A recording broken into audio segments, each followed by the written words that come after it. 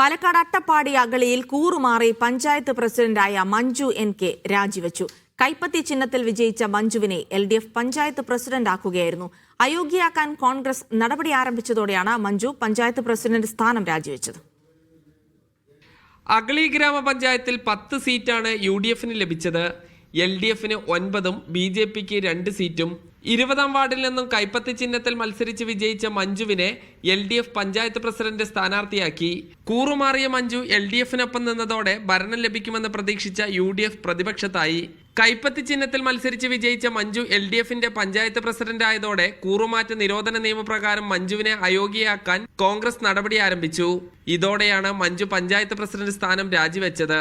President സ്ഥാനത്തേക്ക് എന്റെ പേര് നിർദ്ദേശിച്ചപ്പോൾ LDF മെമ്പർമാർ എനിക്ക് പിന്തുണ നൽകുക മാത്രമാണ് ഉണ്ടായത്. ഒരു കോൺഗ്രസ് പ്രവർത്തക എന്ന നിലയിൽ ഈ പിന്തുണ ഞാൻ സ്വീകരിക്കാൻ താല്പര്യപ്പെടുന്നില്ല.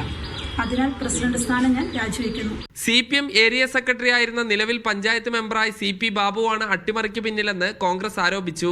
കഴിഞ്ഞ 10 വർഷം ഈ മാഫിയ സംഘം നടത്തിയ മുഴുവൻ അഴിമതിയും കള്ളക്കളികളും പുറത്തു വരുമെന്നുള്ള ഉറച്ച വിശ്വാസത്തിലാണ് പാവപ്പെട്ട ഒരു വീട്ടമ്മയെ ഭീഷണിപ്പെടുത്തിക്കൊണ്ട് നിർബന്ധപൂർവ്വം അന്ന് നടന്ന തെരഞ്ഞെടുപ്പിൽ അവർക്ക് അനുകൂലമായി വോട്ട് ചെയ്യിപ്പിച്ചത്. മഞ്ജു രാജിവെച്ചതിന് പിന്നാലെ അഗളിയിൽ കോൺഗ്രസ് ആഹ്ലാദ പ്രകടനം നടത്തി. ഇതിലും കൊലവിളി മുദ്രാവാക്യം ഉയർന്നു.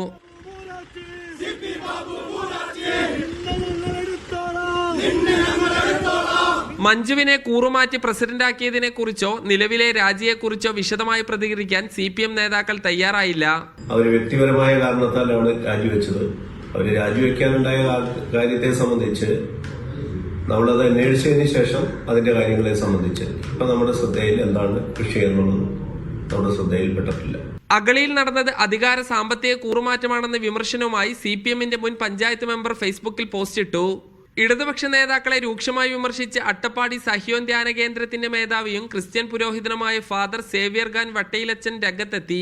ജനാധിപത്യ വിശ്വാസികളുടെ മുന്നിൽ അട്ടപ്പാടിക്കാർ തലതാഴ്ത്തേണ്ട സാഹചര്യമാണെന്ന് ഫാദർ സേവ്യർ ഖാൻ ഫേസ്ബുക്കിൽ കുറിച്ചു. ഇനി കൂറുമാറ്റവും മറ്റ് അട്ടിമറികളും ഉണ്ടായില്ലെങ്കിൽ UDFന്റെ പഞ്ചായത്ത് പ്രസിഡന്റ് അധികാരത്തിൽ വരും. മീഡിയ 1 പാലക്കാട്.